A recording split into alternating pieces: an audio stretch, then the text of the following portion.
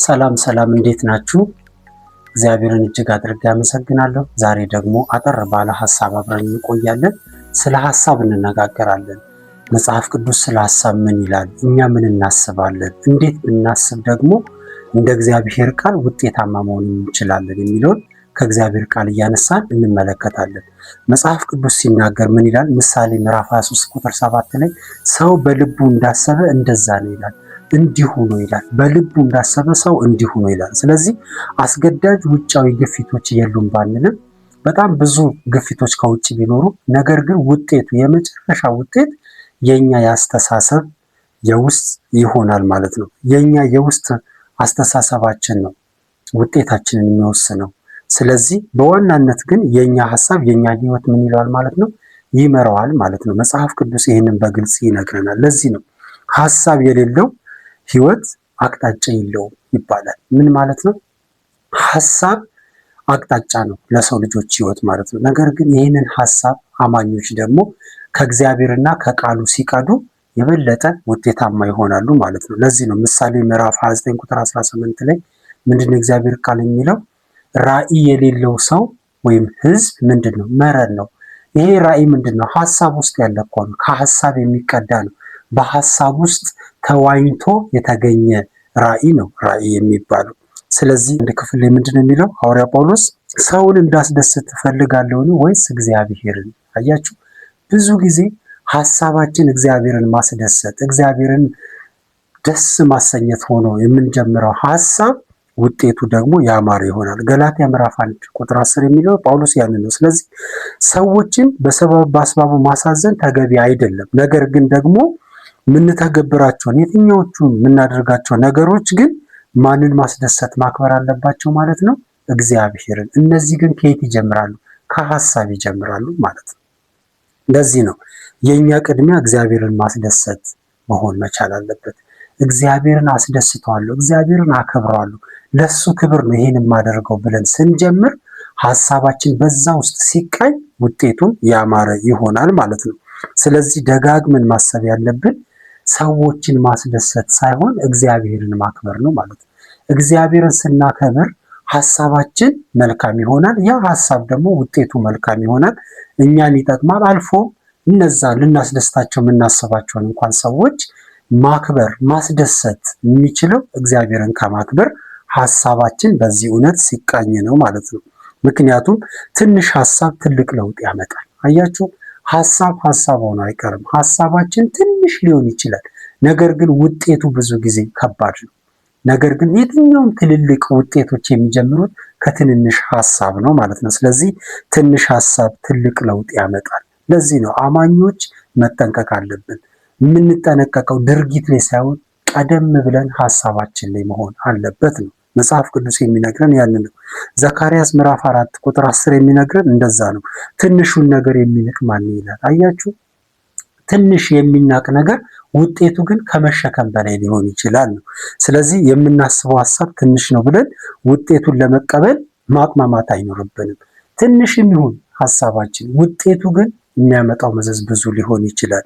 ስለዚህ ለመቀበል መሰቃየት የለብንም ነው። ዛሬ ማሰብ አለብን። ውጤቱ ምንም ሊሆን ይችላል፣ ሐሳብ ግን ትንሽ ነው ተብሎ መናቅ የለበትም። መጽሐፍ ቅዱስ በግልጽ የሚነግረን እውነት ወይም ሐሳብ ይሄንን ነው፣ አንደኛው ማለት ነው። ሌላው ልብህን ከሁሉ በላይ ጠብቅ ይላል የእግዚአብሔር ቃል ሲናገር፣ የህይወት ምንጭ ከሱ ነውና ይላል። ምሳሌ ምዕራፍ 4 ቁጥር 23 ላይ አጥብቀ ልብህን ጠብቅ፣ የህይወት መውጫ ከዛ ነው ይላል። ምንድን ነው ልብ? ልብ ይሄ ስጋ የሆነ ነገር እንደዛ ነው እንዴ? አይደለም። ልብን እኮ ከሐሳብ ጋር ነው መጽሐፍ ቅዱስ አያይዞ የሚነግረን። ስለዚህ ሐሳብህን ጠብቅ ማለት ነው። ልብህን ጠብቅ። በልባችን ያለውን ሐሳብ መግዛትና ማስተዳደር ካልቻልን የሌሎችን ሐሳብና ዓላማ እቅድ በልባችን ሐሳብ አድርገን ተሸክመን ልንኖር እንችላለን። ስለዚህ የሌሎችን ሐሳብ ከመሸከማችን በፊት የእኛን ሐሳብ እንደ እግዚአብሔር ሐሳብ መቃኘት መቻል አለብን ነው። በትክክል እኛ ያመንበትን ሐሳብ መኖር ካለብን ልባችንን መጠበቅ ነው። ይሄን ማምንበት ሐሳብ ካለን ሐሳባችንን መግራት፣ መጠበቅ፣ ማስተዳደር መቻል አለብን ማለት ነው። ሰው በልቡ ያምናል ይላል ሮሜ ምዕራፍ 10 ቁጥር 10 ላይ። በእርግጥ ይሄ ክፍል ከእምነት ጋር ተያይዞ የሚያነሳው ሐሳብ ነው ሐዋርያ ጳውሎስ። ነገር ግን ሰው በልቡ ነው የሚያምነው። አያችሁ፣ በልቡ የሚያምነው ምኑን ነው ታዲያ የሚያምነው? ሐሳብ እኮ ነው። ሐሳብ ነው። እምነትና ፍርሃት በሐሳብ ይመራሉ። አያችሁ፣ ሰው እንዳይፈራ እንዲያምንና በእግዚአብሔር ተደግፎ እንዲኖር ፍርሃትን እንዲያስወግድ እምነትን ገንዘቡ እንዲያደርግ በልቡ ምን ይላል? ያምናል። ስለዚህ ሰው በልቡ ነው የሚያምነው። አያችሁ፣ ሐሳቦቻችን የሚታመኑት በልባችን ውስጥ ነው። እኛ ጋር ነው ያሉት ማለት ነው። ሐሳባችን ውስጥ ነው የሚሰራው ማለት ነው። ፍርሃትም እምነትም። ለዚህ ነው ሰው መፍራትን ትቶ ማመን የሚችለው በእምነት መደገፍ የሚችለው እግዚአብሔር ሲረዳው በልቡ ምን ይላል ማለት ነው? ያምናል። የሚያምነው ሐሳብ ግን እንደ እግዚአብሔር ቃል ሲሆን ያ ሐሳብ ያ እምነት እግዚአብሔርን የሚያከብር ሲሆን እግዚአብሔር የሚወደው ሲሆን አዘኝ ኦፍ ዘዴ ደግሞ ለዚህ ሰው ለሚያምነው ሰው ደግሞ ውጤቱ ምን ይሆናል? የእምነቱ ውጤት ይሆናል ማለት ነው። ስለዚህ የምናምነው የምናስበው ነገር ሁሉ እንደ እግዚአብሔር ቃል እንዲሆን ያስፈልገናል ነው። የሰው ሐሳብ አፍ ከልቡ የሞላውን ይናገራል አይደለ? ሉቃስ እንደዛ ነው የሚለው ምዕራፍ 6 ቁጥር 45 ላይ ሰው በልቡ ከሞላው ያንን ምን ይላል? ይናገራል። በልቡ የሚሞላው ምንድነው? ሐሳብ እኮ ነው። ሐሳቡ መልካም ሲሆን፣ ሐሳቡ ጥሩ ሲሆን፣ ሐሳቡ እንደ እግዚአብሔር ቃል፣ ሐሳቡ እግዚአብሔር እንደሚወደው ሲሆን ከአፉ የሚወጣው ያንኑ መልካም ነገር ያወጣል። ምክንያቱም ከአንድ ምንጭ መራራና ጣፋጭ ስለማይቀዳ በልቡ ያለው መልካም ምንጭ አያችሁ፣ ሐሳብ ማለት ነው። በአፉም ደግሞ ይወጣል ያ መልካም ምንጭ፣ ያ መልካም ሐሳብ ሆኖ ማለት ነው። ሐሳብ ቃልን ይመራል። አያችሁ፣ ሌላው በጣም ትልቅ ሐሳብ ይሄ ነው። ሐሳብን አይደለም ቃል የሚመራው። አዎ የእግዚአብሔር ቃል የእኛን ሐሳብ ይገዛል። እኛ ውስጥ ገብቶ ሐሳባችንን ይገራና ከዛስ ቃል ሆኖ በእኛ ይወጣል ነው የእኛ ሐሳብ ተገርቶ። የእኛ ቃል ግን ሐሳባችንን አይገራውም። ብዙ ጊዜ እንደዛ ነው የምናስበው፣ የተገላቢጦች ነው የምናስበው። ግን አይደለም። ቃል እውነት ነው። የእግዚአብሔርን ቃል እኛ ውስጥ እንከታለን፣ እንጸልያለን፣ መንፈስ ቅዱስን እንሞላለን፣ ህብረት እናደርጋለን፣ ከሰዎች ፍቅር እናገኛለን፣ ተፈጥሮን እናደንቃለን፣ ብዙ መልካም ነገር ወደ ውስጣችን እንከታለን። እነዛ ነገሮች ግን ተብላልተው ሐሳባችን ውስጥ አውትፑቱ ምን ይሆናል? ቃላችን ይሆናል ነው። ስለዚህ ሐሳብ ቃልን ይመራል የምንለው ለዛ ነው። በውስጥ የምናስበው ነው በውጭ የምናንጸባርቀው። ስለዚህ እግዚአብሔር በረዳን መጠን በጣም መጠንቀቅ ያለብን ለውስጥ ሐሳባችን ነው ማለት ነው። እግዚአብሔር ልብን ይመለከታል ይላል አንደኛ ሳሙኤል ምዕራፍ 16 ቁጥር 7 ላይ እግዚአብሔር ልብን ይመለከታል። ምንን? ሐሳብን ይመለከታል። ትሑታችንን ምንድን ነው የምናስበው? ከየትን የቀዳ ነው? ያንን እግዚአብሔር ይመለከታል። ስለዚህ የኛ የልብ በርና መስኮት ሐሳባችን ነው ይላል የኔ ማስታወሻ። አያችሁ፣ የኛ የልባችን በሩን መስኮቱ ሐሳባችን ነው። ሐሳባችን እንደ እግዚአብሔር ቃል ካልሆነ ምንም በጣም ከባድ ሕይወት ውስጥ ነው የምንኖረው ወይም የምንመራው ማለት ነው። ስለዚህ ስናስብ ካለፈው ይልቅ ስለ አሁንና ስለ መጪው ጊዜ ማሰብ በጣም መልካም ነው። ስናስብ ትላንትን በኃጢአት ከሆነ ያሳለፍነው መዝጋት በንስሐ ሰዎችን ጎድተን ከሆነ ራሳችን ላይ ከፈረድን ሁልጊዜ ሳይሆን አዎ አጥፍቻለሁ አምነን መካስም ካለብን ክሰን ትላንትናን ዘግተን ማሰብ ያለብን ወይም ሐሳባችን መሞላት ያለበት በዛሬውና በነገው ላይ መሆን አለበት ማለት ነው። ያን ጊዜ ያለፈውን ተምረንበት መዝጋት እንችላለን ነው። ስለዚህ ያለፈውን ባልተገባ መንገድ ማሰብ የዛሬን ሰላም የማደፍረስ ዕድል ስለሚኖረው ወይም የመስረቅ ዕድሉ ሰፊ ስለሚሆን መጠንቀቅ አለብን። ጊዜ ትላንት ላይ በሐሳብ መክረም የለብንም። ተምረንበት ማረም ያለብንን አርመን፣ ስለዚህ ዛሬን በትክክል እያሰብን ነገን በተስፋ እያሰብን ለእግዚአብሔር ክብር፣ ለሌሎች ጥቅም፣ እኛንም ደግሞ ደስ እየተሰኘን ራሳችንን ሳንጎዳ መኖር እንችላለን ነው። መጽሐፍ ቅዱስ የሚያስተምረን ይሄንን ነው። ስለዚህ ሐዋርያ ጳውሎስ እንደዛ እኮ ነው የሚለው ፊልጵስዩስ ምዕራፍ 3 ቁጥር 13 ላይ የኋላዬን እየረሳው የፊቴን ለመያዝ እዘረጋለሁ። አያችሁ፣ ትላንት ውስጥ ምንም መልካም ነገር የለም ማለት አይደለም። ኢቭን መልካም እንኳን ቢኖር ለዛሬ ካልረዳን ለነገ ደግሞ ለፍሬ ካላዘጋጀን ምንም ነው ትላንት። ስለዚህ ሐዋርያው ጳውሎስ ምንድነው የሚለው? ትላንትን እረሳዋለሁ። ክፉ ከሆነ በንስሐ ይዘጋዋል። ብዙ ክፍሎች ላይ ስንመለከት ጳውሎስ ስለ ትላንትናው አንስቶ እግዚአብሔርን ሲያመሰግን በይቅርታ ሌሎችን ደግሞ ለማስተማር ሲጠቀምበት ህይወቱን እናያለን።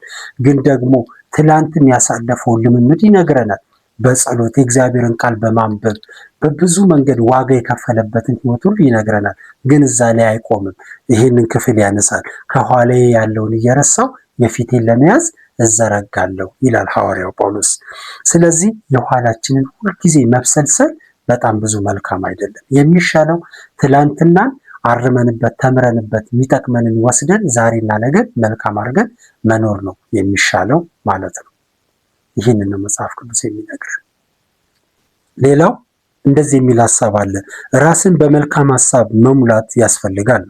ነፍሴ ሆይ አይደለም ይላት ዳዊት መዝሙር 42 ቁጥር 5 ላይ አጠቃላይ 42ን በደንብ ብንመለከት ነፍሴ ሆይ ለምን ታዝኛለሽ ይላታል።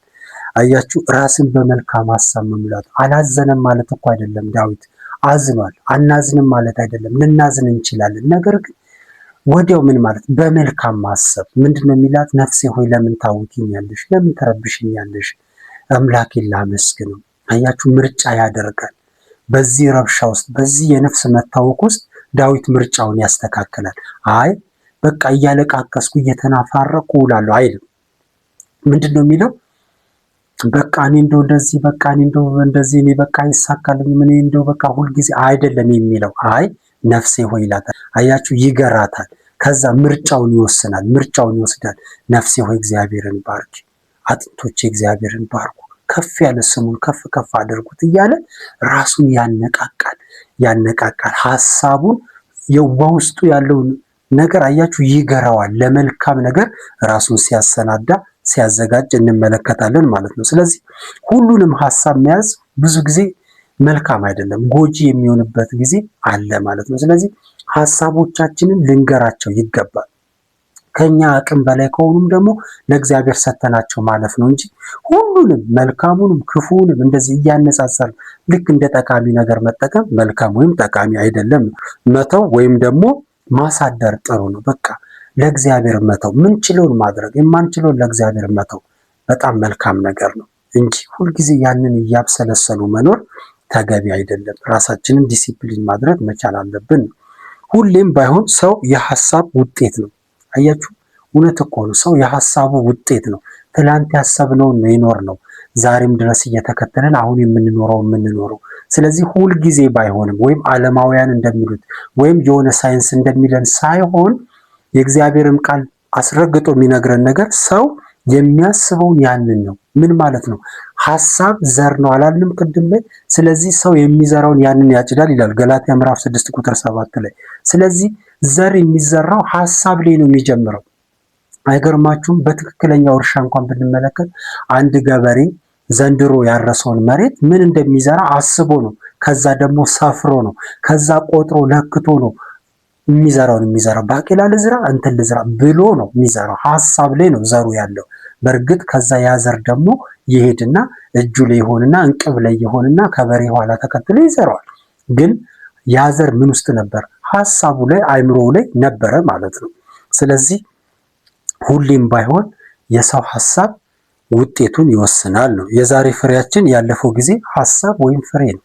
ያለፈው ጊዜ ሐሳባችን ነው።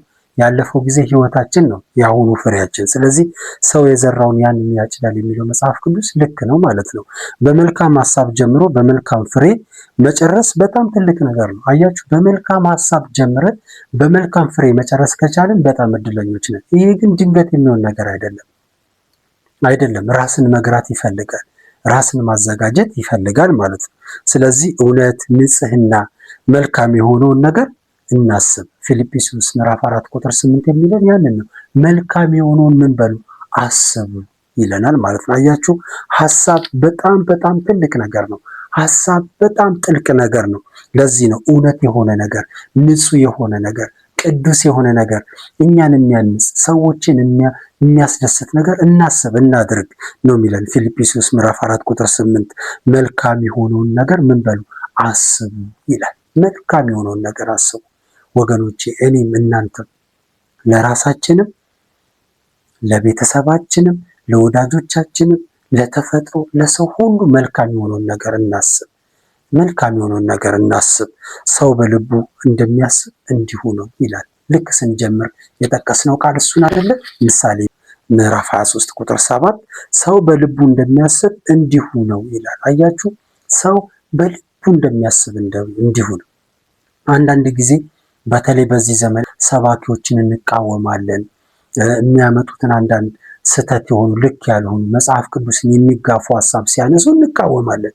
ያ ማለት ሰዎቹን እኮ አይደለም ሀሳባቸውን ነው የምንቃወመው። ስለዚህ ሀሳቡ ላይ እንጂ ትኩረታችን መጥፎ የሆነው ኢቭል የሆነው የሚያነሱት ሀሳብ ላይ ለምን ሀሳባቸው ሊታረም ይችላል፣ ሊገራ ይችላል፣ ሊስተካከሉ ይችላሉ፣ በንስሐ ሊመለሱ ይችላሉ። ግን አንዳንድ ጊዜ በጣም ተደጋጋሚ ሀሳባቸው ክፉ እየሆነ ሲሄድ ሰዎችን የመጥላት ዝንባሌ እንዳይኖረን በጣም መጠንቀቅ አለብን። በጣም ሀሳብ ነው፣ እኛም የምናነሳው ሀሳብ ነው። አሁን እኔ እኮ የማካፍለው ሀሳብ ነው። ሀሳቡ ግን ሀሳብ ብቻ አይደለም፣ የእግዚአብሔር ሀሳብ ነው፣ የእግዚአብሔር ቃል ነው። ግን ምን እላለሁ? ቃሉ የእግዚአብሔር ቃል ባይመዘንም እሱ እኛም ቢመዝንም፣ እኔ ግን ከእግዚአብሔር ቃል ተነስቼ የማነሳው ይሄ ሀሳብ ግን ይመዘናል። የሚመዘነው በምንድን ነው? በእግዚአብሔር ቃል ነው የሚመዘነው። ከዛስ ያልፋል ወይ ይወድቃል። እኔ ግን ማንም ሊጥለኝ አይገባም፣ ማንም ሊያስወድቀኝ ሊጎዳኝ አይገባም። ለምን? እኔ እታረማለሁ፣ የሚያርመውም እኔን ያርማል። የእግዚአብሔር ቃል ግን አይታረምም። አያችሁ? ለዚህ ነው ዛሬ በሶሻል ሚዲያ በፌስቡክ በሉት በቲክቶክ በብዙ መንገድ ሰዎች ሀሳባቸውን ይገልጻሉ። ግን ደጋግሞ ሲያጠፉት እንደ ጥፋት ሲያደርጉት ምን እንላለን? አይ ልክ አይደለም እንላለን እስከ ጥግ ድረስ። ነገር ግን ሰዎቹን እንወዳቸዋለን። በጣም በዚህ መሳሳት የለብንም። እኔ አሁን የማየው ነገር እሱ ነው። ብዙ ሀሳብ እናነሳለን፣ ብዙ ሀሳብ እናስባለን። ከዛስ ከሀሳብ ጋር አይደለም ትግላችን፣ ቀጥታ ሰዎችን ይሆናል። ያ ግን ልክ አይደለም። ሰዎቹን ልንወዳቸው ልናከብራቸው ይገባል። ለምን? የመታረም እድል ስላላቸው ወይም እድል ስላለኝ ማለት ነው። ከዛ ውጭ ግን ሰዎችን መጥላት የእግዚአብሔር ሀሳብ አይደለም። እኔ እንደዛ አላስብም። ስለዚህ ሰዎችን እንኳን ስንቃወም የምንቃወመው ሀሳባቸውን ነው። ይሄ ሀሳብ ከእግዚአብሔር ቃል ጋር አይሄድም። ይሄ ሀሳብ ከእግዚአብሔር ቃል ልምምድ ጋር አይሄድም። እግዚአብሔር ከሰጠን የህይወት መርህ ጋር አይሄድም እያልን ነው የምንቃወመው ማለት ነው። ክብር ለጌታ ይሁን። ያ ሲሆን ሀሳብን ስንረዳ ሰዎችን ለመርዳት እድል እናገኛለን። የሰዎችን ሀሳብ ለመረዳት እንሞክር። አይገርምም? ለምን ሩቅ እንሄዳለን? የራሳችንን ሀሳብ እንኳን ለማግኘት በጣም መጣር መቻል አለብን። ሀሳባችንን መግራት መቻል አለብን። ሀሳባችንን መቆጣጠር መቻል አለብን። ሀሳባችንን መግራት መቻል አለብን። ሀሳባችንን ማኔጅ ማድረግ መቻል አለብን። ለምን? ሀሳብ ቀልድ አይደለም። ሀሳብ ውጤት አለው። ውጤቱ እንደምናስበው ቀላል አይደለም። ስለዚህ የእግዚአብሔር ቃል የሚለን ምንድን ነው? ሰው በልቡ እንደሚያስብ እንዲሁ ነው። ስለዚህ በልባችሁ ውስጥ ምንድን ነው እያሰባችሁ ያላችሁት? መልካም ወይስ ክፉ? በቀል፣ ጥላቻ፣ ክፋት፣ ስድብ፣ ተንኮል፣ እነዚህ እመኑ ማንንም አይደለም የሚጎዱት። መጨረሻ ላይ ተደምረው ተቀንሰው ውጤታቸው እኛን ነው የሚጎዳል። አያችሁ? ምንድን ነው የምታስቡት? መልካም፣ ነገ ተስፋ ማድረግ፣ መለወጥ፣ ማደግ፣ ለሌሎች በረከት መሆን፣ ለሌሎች ተስፋ መሆን፣ ለራሳችሁ ለቤተሰባችሁ የደስታ ምንጭ መሆን አትጠራጠሩ። ይሄ ደግሞ በልባችሁ ከሆነ ይሄን ያሰባችሁት ይሄም ውጤት አለው። ተደምሮ ተቀንሶ ውጤታችሁ እጃችሁ ይገባል። ነገ የፍስሐ የደስታ ምክንያት ይሆናል። ስለዚህ ለሐሳባችን እንጠንቀቅ። መጽሐፍ እንደሚል ምሳሌ 23 ቁጥር 7 ላይ ሰው በልቡ እንደሚያስብ እንዲሁ ነው። አመሰግናለሁ። ጌታ ኢየሱስ ክርስቶስ ይባርካችሁ።